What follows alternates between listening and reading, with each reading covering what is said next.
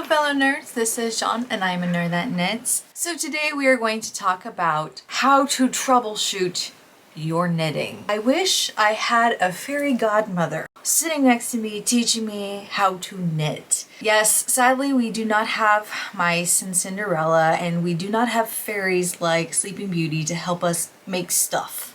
But there is something kind of like life-fulfilling accomplishment when you finish a project that you've really struggled through. There's just something about that, I made this. But how do we get to a finished project when we've got so many issues with our pattern, yarn, other issues that are happening? I'm gonna go over a few troubleshooting things that I've noticed with beginning knitters, or just knitters in general.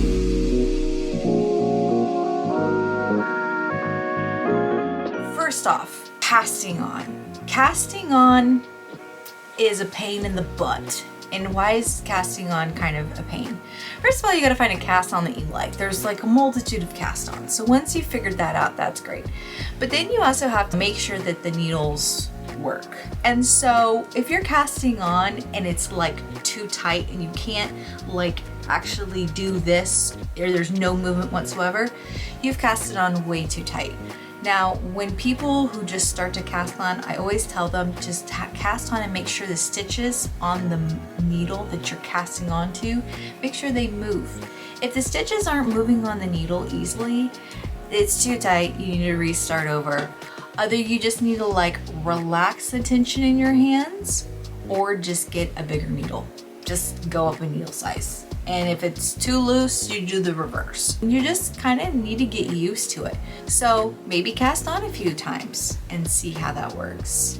Just get used to the hang of it. Another one is the project is too big in certain spots. Basically, the project starts off perfect and then it shrinks, it goes in, and then it gets big in other spots. So right there, I can see you have a tension issue. Tension is, I think, one of the harder concepts in knitting. I don't think knitting is difficult. I don't think purling is hard. I really think it's nailing tension. So tension is basically like you have the needles in your hands, and then what is the yarn doing? And then the yarn needs to be at a consistent tension. So another way of thinking about this is like if you're a sewer, or you see a sewing machine, there's a spool, and then the spool's kind of rung around, you know, in the mechanics, and it kind of creates a tension. There's a tension that's built into a sewing machine. The tension is not built into us. We have to create the tension. If the project is going like wonky, that's when you're like, oh, this is a tension issue. So you can hold yarn in your hand, and once again, it's an experience thing. You just have to get used to the experience. And if that means that you've got to make 50 pot holders that look like crap, then that's what it takes. Another one is your project either fits a baby or Bigfoot's mother, and I'm not joking. I ran into this question today. I was telling someone that I felt like a sweater is pretty easy to do. A sweater is pretty easy. She was like, really? And I said, yeah, sweater's pretty easy. The problem with sweaters that most people run into is not actually knitting the sweater, it's the end result of the sweater.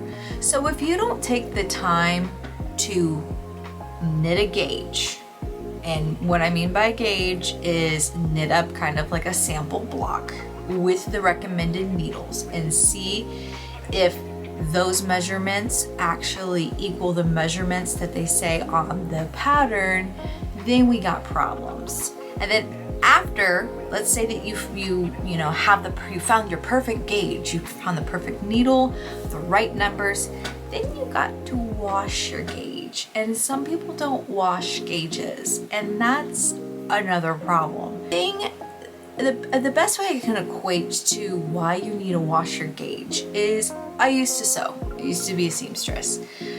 You get fabric. So obviously the material has already been created for you. Now you have to wash that fabric because there's a bunch of things that help that fabric stay, not by moths, so it can be transported to other parts of the world. It's just, there's certain stabilizers in the fabric that make it so it's easier to transport. And then when you wash the material, it gets all that crud out and then also relaxes the fabric. Kind of the same with knitting. Your yarn is kind of like the raw material, and once you wash it, it kind of relaxes, and most times it'll feel softer. Most times it, like I tell you, blocking is a holy thing. You block it and it's beautiful and you're like, oh, thank God. Nothing could be more realistic as when you're making a lace shawl and it looks like a spider web. You block that mother and oh my God, it looks gorgeous. So behold, the power of blocking. The thing is that if you don't take the time to do a gauge and to make sure that the gauge is washed, you won't know what the yarn does in the long term, like at the end. So what's really cool about a gauge is that you get to find out how the sweater will perform because you washed just a little sample of your yarn. A couple of other things you'll run into is that you'll be making something and you'll be like, wow, why is this hat too floppy? Like, why is it flopping around? Why is this hat not stiff like I've seen in other photos? Say that you are finding a certain project on Ravelry and you absolutely love the result, but you're like, oh, I could use this yarn, or you go to the yarn shop and you totally forgot the kind of yarn they suggested. So when it comes to certain projects, you really need to focus on what is the original intent of the designer and what the project is. If I know that the project I'm making is going to be very structural, well then I really need to be focused on yarn that has a lot of wool content in it. It doesn't have to be 100%, but I need to like look for certain yarn that has got certain properties in it. Now, if I'm making like a lace shawl, I might not have wool be the first go-to. I might have it be some kind of like silk linen mix, or maybe like a mulberry silk and wool. I mean, there's so many other different varieties of yarn out there that will work, and it doesn't have to be that perfect structural 100% wool. So I really want you to look at, what are you making? What does it need to do? And if it doesn't do that for you, you might need to re-look at your yarn content or what. Now, let's say you're working on a project and you're like, oh my goodness, I'm gonna pull my hair out. I don't wanna go stalk the designer. I don't want to email the designer. And that is why Ravelry is like the best source ever. If you go to the projects and you'll see on Ravelry, there's like with notes. Project with notes are my favorite. So you'll go through everyone's projects and some are like with notes. Are these projects helpful? And you can go through and you can read what everyone has to say about the project. Some people are like, oh, this project was really hard, and then they'll list all the modifications that they did to it.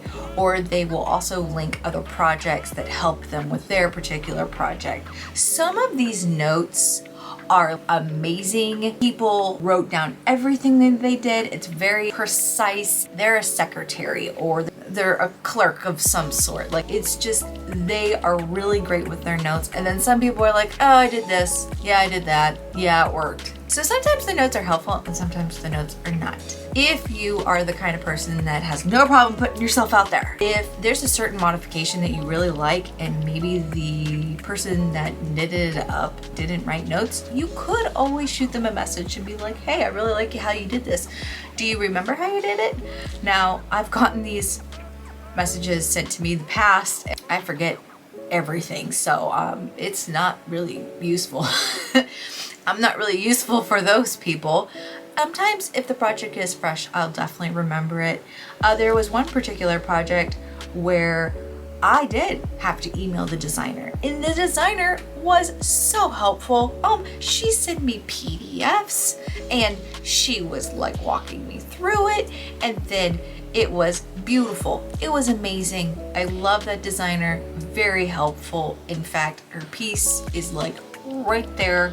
But there are also some designers that are like, I explained it in my book, or I explained it in my email, or I explained it in my pattern. I have not run across those too often. I've only ran across that one time.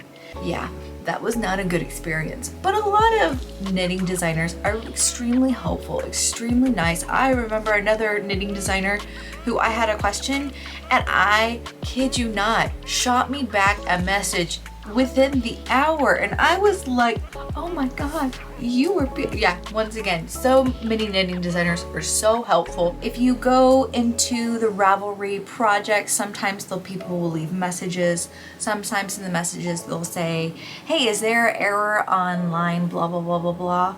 So sometimes you can directly communicate with the designer in kind of like a group setting where maybe other people have the same questions and you don't feel like you're really putting them on the spot. So it's more kind of like a group conversation.